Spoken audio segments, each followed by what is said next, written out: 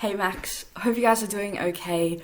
In level 4, as you stay home, as you maybe are waiting for test results, as you do all of those level 4 things like trying to do school, hang out with people from home. Your leaders and I have been thinking of you guys, we've been praying for you, we hope you're doing alright.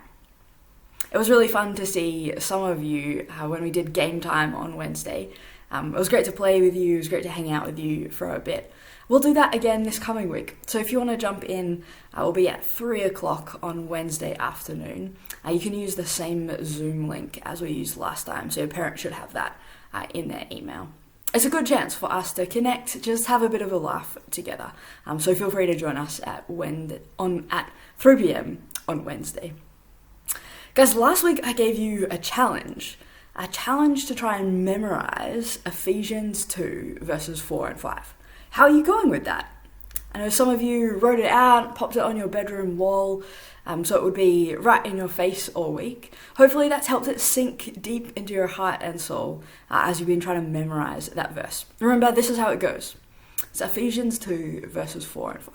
It says, "But because of his great love for us, God, who is rich in mercy, made us alive with Christ, even when we were dead in transgressions. It is by grace you have been saved." So hopefully that verse is sinking deep into your heart and mind. And I have another challenge for you this week. That as you keep trying to memorize that verse, my hope is not just that we can rattle it off or that we can say it when I ask you to, but that we really know what it means. So just like we spent a bunch of time on camp, if you were with us, trying to understand that verse and understand it in that passage that Paul writes to the Ephesian church in chapter 2 of Ephesians. I want that verse to mean something for us. So my challenge for you today is to try and rewrite that verse, but in your own words.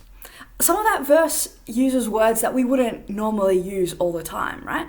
So I want you to imagine that if you were wearing your hoodie, if you were hanging out with your friends, you had this on, and suddenly one of your mates looks at the back of it and they see 2, 4, 5, and they say, "Hey, what's with that? What does that mean?"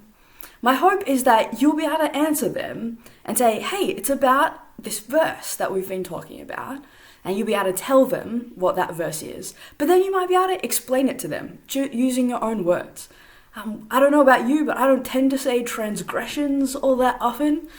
So this week, why don't you try and rewrite that verse in your own words?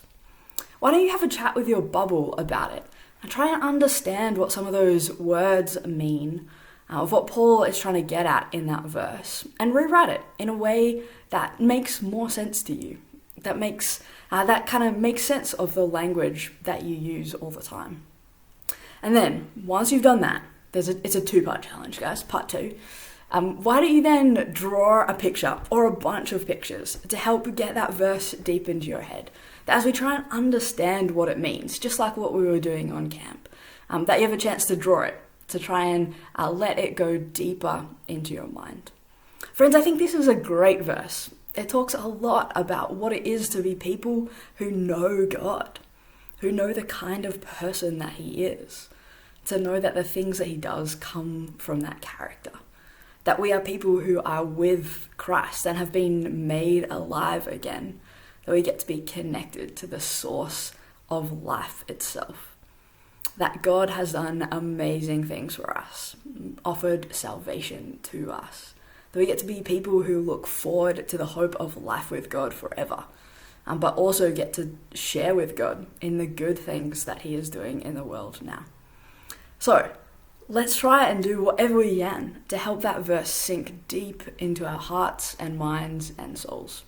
So, try and rewrite it and then draw some cool pictures to do with it. I'll look forward to seeing you on Wednesday.